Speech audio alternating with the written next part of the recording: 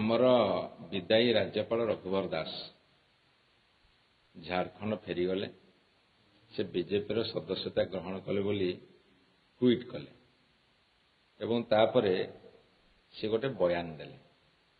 ସେ ବୟାନରେ କହିଲେ ଯେ ରାଜ୍ୟପାଳ ପଦଟା ଗୋଟେ ଲାଟ ସାହେବ ପଦ ନୁହଁ ଏବଂ ସେ 3 ମାସରେ 30 ଜିଲ୍ଲା ବୁଲିଲେ, ଲୋକଙ୍କ ସାଥିରେ ମିଶିଲେ, ଗ୍ରିଭାନ୍ସ ନେଲେ ଇତ୍ୟାଦି ଇତ୍ୟାଦି। ତାକୁ ନେଇକି ଆମେ କହିଲୁ ଯେ ସିଏ ଓଡ଼ିଶାରେ ରାଜ୍ୟପାଳ ନଥିଲେ, ସେ ବିଜେପିର ପଲିଟିକାଲ ଏଜେଣ୍ଟ ଥିଲେ ଏବଂ ରାଜଭବନକୁ ସେ ବିଜେପିର ପାର୍ଟି ଅଫିସ ବା କାର୍ଯ୍ୟାଳୟ ଭାବରେ ପରିଣତ କରିଥିଲେ। ବିଜେପି ବାଲା ଉତ୍ତର ଦେଲେ ଯେ ସେ ଲୋକପ୍ରିୟ ରାଜ୍ୟପାଳ ଥିଲେ, ଲୋକଙ୍କର ରାଜ୍ୟପାଳ ଥିଲେ, ଗାଁ ଗାଁ ବୁଲୁଥିଲେ, ଏମିତି କେତେ କ'ଣ କଥା କହିଲେ। ବର୍ତ୍ତମାନ ବୟାନବାଜି ଚାଲିଛି, ଓଡ଼ିଶାର ରାଜନୀତିକ ସରଗରମ କରୁଛି। ମୋର ଏଇଠି କେତୋଟି ମୌଳିକ ପ୍ରଶ୍ନ। ଗୋଟେ କଥା ହେଉଛି ଯେ କାହାର ପୁଅ ଯେତେବେଳେ ଗୋଟେ କ୍ରାଇମ କରେ ସେତେବେଳେ ତାକୁ ପନିଶମେଣ୍ଟ ହୁଏନି। ଯେମିତି କଥାରେ ଅଛି, ପଣ୍ଡିତ ପୁଅ ମାଙ୍କଡ଼ ମାରିଲେ ଦୋଷ ନାହିଁ। ସିଏ ଓଡ଼ିଶାର ତାଙ୍କ ଅଫିସରେ ଚାକିରି କରୁଥିବା ଜଣେ ବ୍ୟକ୍ତିଙ୍କୁ ତାଙ୍କ ପୁଅ ମାଡ଼ ମାରିଲା, ଜୋତା ଚଟେଇଲା, ଅକଥନୀୟ ନିର୍ଯାତନା ଦେଲା। ସିଏ ଗଣମାଧ୍ୟମ ଆଗରେ କହିଲେ, ପୋଲିସରେ ଏଫଆଇଆର ଦେଲେ, କୌଣସି କାର୍ଯ୍ୟାନୁଷ୍ଠାନ ନିଆଗଲା ନାହିଁ। ଏଇଟା ଲୋକଙ୍କର ରାଜ୍ୟପାଳଙ୍କର ପୁଅ ନା ଲାଟ ସାହେବଙ୍କର ପୁଅ? ସେ ଉତ୍ତରଟା ସେ ରଖିବେ।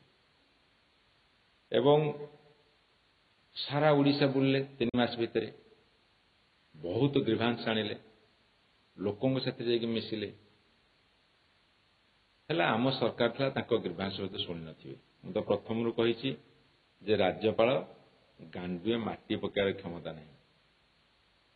ରାଜ୍ୟ ସରକାର କରନ୍ତି, ମୁଖ୍ୟମନ୍ତ୍ରୀ ମନ୍ତ୍ରୀ ସରକାର କରିବେ, ରାଜ୍ୟପାଳଙ୍କ ସେ କ୍ଷମତା ନାହିଁ ଆର୍ଥିକ ନିଷ୍ପତ୍ତି ନେବାର, କାହାକୁ ଅନୁଦାନ ଦେବାର।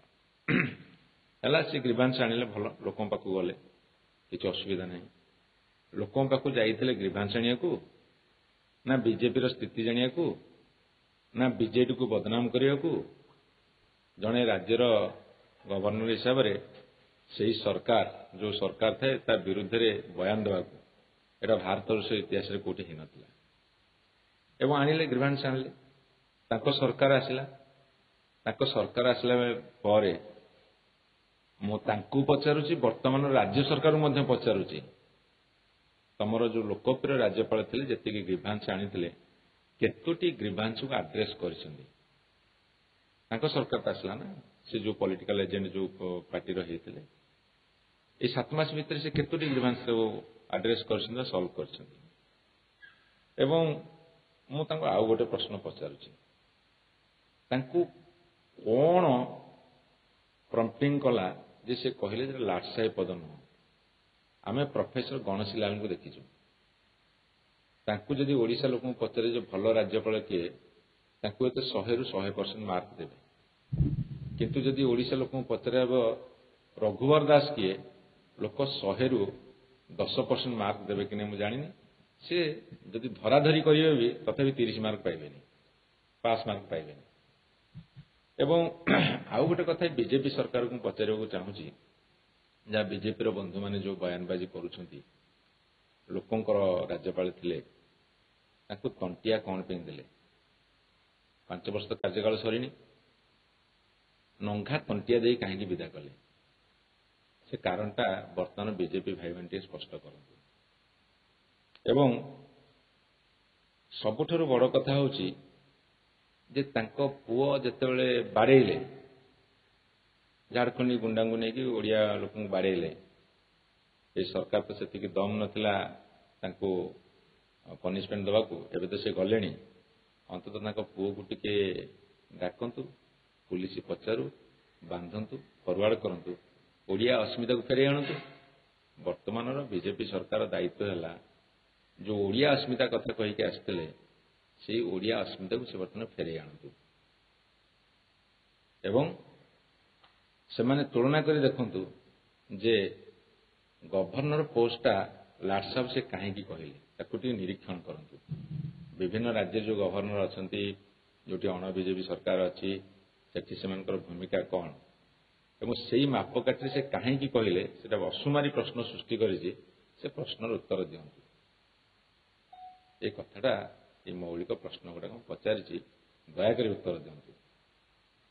ଏକରେ ତଣ୍ଟିଆ କାହିଁକି ମାରିଲେ, କେଉଁ କେଉଁ ରାଜ୍ୟରେ ଗଭର୍ଣ୍ଣର ସବୁ ଲାଟ୍ ସାହେବ ହେଇଛନ୍ତି ଏବଂ ସିଏ ନିଜକୁ ଲାଟ୍ ସାହେବ କହିଲେ ନାହିଁ କିନ୍ତୁ ତାଙ୍କ ପୁଅକୁ ଛାଡ଼ିଲେ ଏବଂ ପୂର୍ବତନ ଗଭର୍ଣ୍ଣରଙ୍କ ଅପେକ୍ଷା ଇଏ କେଉଁ ଗୁଣରେ ଭଲ ଥିଲେ ଏବଂ କାର୍ଯ୍ୟକାଳ ସରିବା ପୂର୍ବରୁ ବିଜେପି ବାଲା କାହିଁକି ତାଙ୍କୁ ତଣ୍ଟିଆ ମାରିଲେ। ଏସବୁ ମୌଳିକ ପ୍ରଶ୍ନର ଉତ୍ତର ଦିଅନ୍ତୁ। ନିଜ ଢୋଲ ନିଜେ ପିଟିଲେ କ'ଣ ହବ? ସେ ତ ପ୍ରଶ୍ନର ଉତ୍ତର ଦେବେ ନା, କାହିଁକି ତାକୁ ବିଜେପି ବାଲା ତଣ୍ଟିଆ ମାରିଲେ। ମୁଁ ସେ ଗୋଟାଏ ପ୍ରଶ୍ନର ଉତ୍ତର ସବୁ ଅଛି। Governor appointment by the recommendation of central government, କେବଳ ରାଷ୍ଟ୍ରପତି ଆପଏଣ୍ଟମେଣ୍ଟ ଦିଅନ୍ତି କିନ୍ତୁ ତାକୁ ୟୁନିୟନ ଗଭର୍ଣ୍ଣମେଣ୍ଟ ରେକମେଣ୍ଡ କରେ। ଏବଂ ସେଇ ତ ମୌଳିକ ପ୍ରଶ୍ନ, ତମେ ତାଙ୍କୁ କାହିଁକି ତଣ୍ଟିଆ ମାରିଲ? ଯଦି ସେ ବିଜେପିର ସଦସ୍ୟ ନଥିଲେ, ନିରପେକ୍ଷ ଥିଲେ, ତାହେଲେ ବିଜେପି ବାଲା ତାଙ୍କ ପାଇଁ ଅଣ୍ଟା ଭିଡୁଛନ୍ତି କାହିଁକି? ବିଜେପି ବାଲା ଅଣ୍ଟା ଭିଡ଼ିକି ହାତ ଜୋର ଲଢ଼ଉଛନ୍ତି, ଲଢ଼େଇ କରୁଛନ୍ତି। ଗୋଟେ ପଟେ ପାଟିରେ ବିସ୍କୁଟ, ପଛପଟେ ନାଥ, ଆର ପଟେ ଅଣ୍ଟା ଭିଡୁଛନ୍ତି କାହିଁକି? ଯଦି ସେ ନିରପେକ୍ଷ ଥିଲେ, ସୂତା କ୍ଷୀର ସଳଖି ପାରିବେନି, ଗ୍ରିଭାନ୍ସ ନେବେ।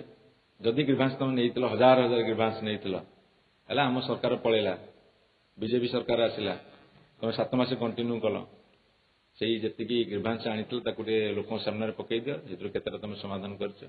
ମୁଁ ତ ତାଙ୍କୁ ଯେତିକି ଦାୟୀ କରିବି, ବର୍ତ୍ତମାନ ସରକାର ତ ବେଶୀ ଦାୟୀ କରିବି, କାରଣ ଗଭର୍ଣ୍ଣର ବୁଲି ବୁଲି ପ୍ରଚାର କଲେ ତାଙ୍କ ପାଇଁ, ସେଇଥିରୁ ମାନେ ସରକାରରେ ଆସିଲେ। ଗୋଟେ ପଲିଟିକାଲ ଏଜେଣ୍ଟ ଭଳିଆ ଯେତେବେଳେ ସେ ପ୍ରଚାର କଲେ, ସେମାନେ ସରକାରକୁ ଆସିଲେ, ଅନ୍ତତଃ ଯେତିକି ଗ୍ରିଭାନ୍ସ ଆଣିଥିଲେ ତାକୁ ଆଡ୍ରେସ୍ କରିଦିଅ। ଲୋକପ୍ରିୟ ରାଜ୍ୟପାଳ, ବର୍ତ୍ତମାନ ଲୋକପ୍ରିୟ ସରକାର, ତାହେଲେ ଲୋକ ଅପ୍ରିୟ ହେଲେ କାହିଁକି? ଯଦି ଲୋକପ୍ରିୟ ରାଜ୍ୟପାଳ ବିଜେପି ବାଲା କହୁଛନ୍ତି, ତାହେଲେ ଲୋକ ଅପ୍ରିୟ ହେଲେ କାହିଁକି?